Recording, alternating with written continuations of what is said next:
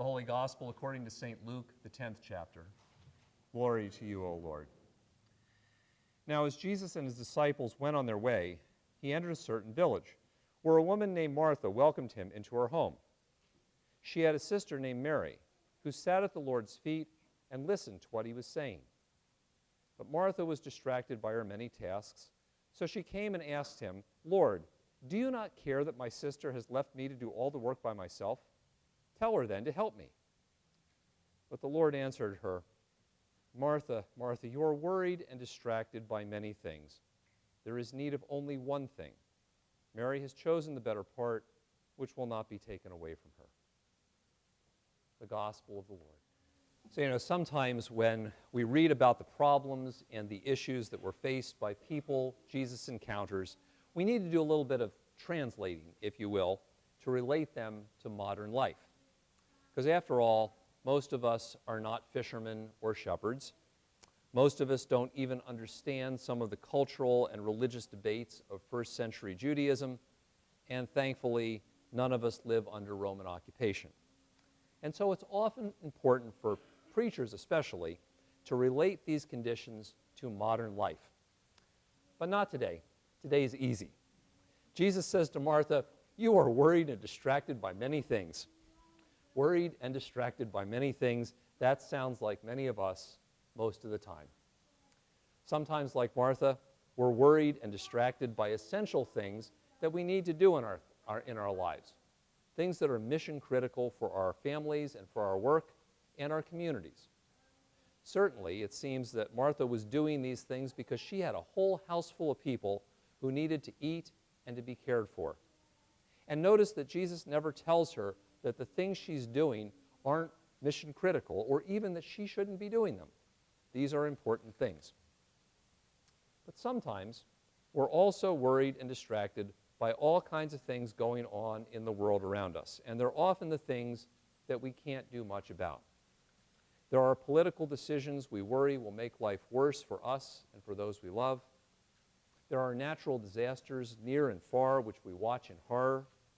And there are wars and conflicts that, even if they're not immediately affecting us, often affect those we know and love.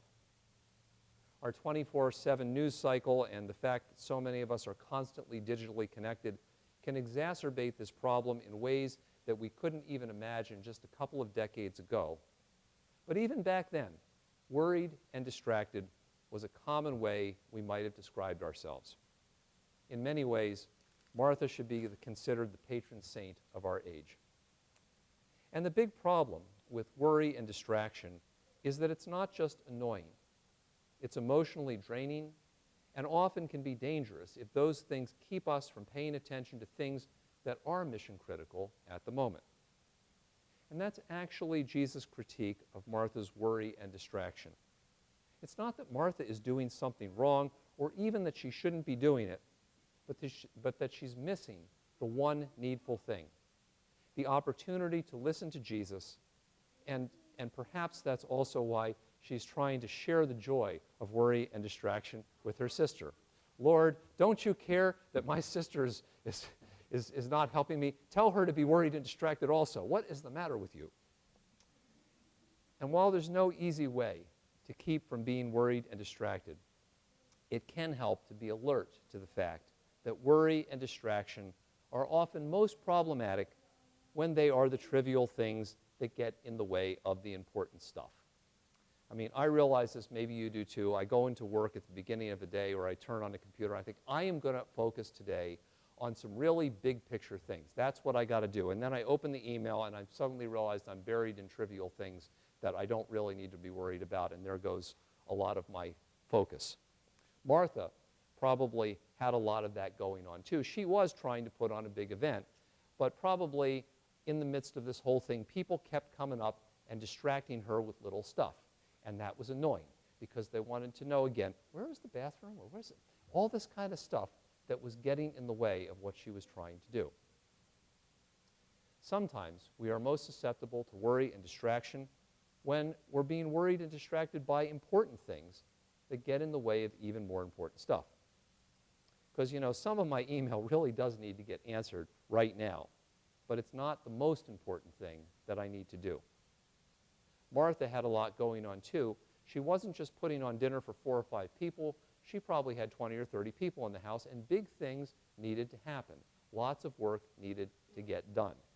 She was getting distracted by important things that really did have to happen, but she was missing out on the fact that Jesus was sitting there right in front of her. And sometimes we get distracted because the thing that you thought was a distraction really turns out to be the crucial thing, the one needful thing that you need to pay attention to. So there have been days for me, and I'm sure it is for you too, that the phone rings and I know that the phone is ringing, and first, before I pick it up, I think to myself or mutter out loud if no one is around several non-pastor words because I don't need to be distracted right now.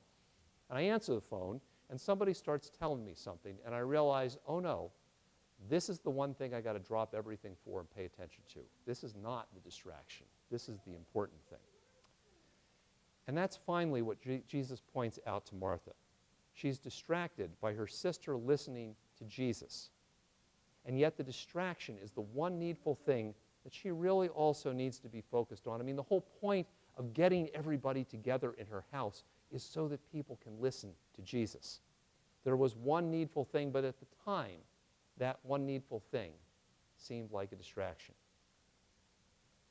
So like Martha, how do we figure out the one needful thing God wants us to be focusing on at any given moment? Because the one needful thing can be different from one day to the next. Where is God calling our attention to right now? How is it that we can put aside some of the worry and distraction so that we can be open to what God is doing in our lives? There are no easy answers to that question, but the story of Martha and Jesus gives us some insight into how we can be more open to the needful thing that God is doing in our lives. And as with Martha, that openness often begins with recognizing the worry and distraction in our lives, just recognizing that it's there. Sometimes, like Martha, we get so used to worry and distraction that we cease to even notice them. It just becomes part of the background noise. It's part of the normal way life goes. And sometimes we want to get also tempted to share the joy by projecting this worry and distraction on others. I have some friends on social media. I've had to snooze them because every time I open up Facebook or something like that, they're doing the next thing. Oh my gosh, did you hear this? Oh my gosh, aren't you worried about this? Aren't you worried about this? Aren't you worried about this? Like, yeah, actually I am, but I don't need to be reminded of it every single moment of the day. That just makes it worse.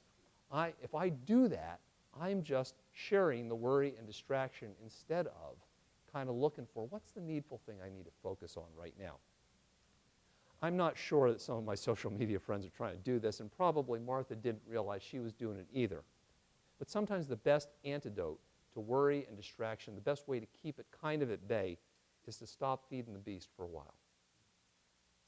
And sometimes, as with Martha, the openness to looking for what God is doing in our lives begins with actively listening for the voice of Jesus in our lives. I mean, Martha couldn't help hearing Jesus talk. Houses in those days were not very big, and she heard the background noise, and she heard the voice of Jesus, but she wasn't actually paying attention until she got into an argument with Jesus. And it was then that she could really listen. And often for us, active wrestling with God, whether it's time spent in prayer, reading, or even arguing with God. Sometimes, especially with Lutherans, we feel bad about, we shouldn't argue with God. But arguing with God is an ancient tradition in the Bible, and it's often the way people are brought into deeper relationship with God. Sometimes arguing with God is the way to find focus and clarity and really listen for that one needful thing. And sometimes, like Martha, putting aside worry and distraction and focusing on what Jesus is calling us to do begins with being open to the possibility that what seems like a distraction is the one needful thing that God is calling us to focus on. Martha came to realize that having Jesus teaching in her home was a unique opportunity, and it mattered more than anything else.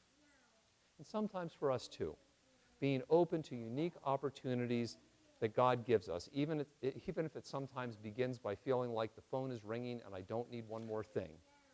Sometimes that is the beginning of being willing to not let even the important stuff stand in the way of living into the new thing that God is doing in our lives. Because things that cause worry and distraction, they are all around us and they always will be. But God is always present for us too, even in the midst of our worry and distraction. And so Jesus' call to us, as it was to Martha, is to be people who are alert to how worry and distraction can keep us from noticing what God is doing right under our noses. Jesus' call to us, as it was to Martha, is to be people who actively listen for God instead of letting the noise of worry and distraction drown out everything else. And Jesus' call to us, as it was to Martha, is to be people who are constantly looking for what God is doing in our lives so that we can be open to the needful thing that God is doing each and every day.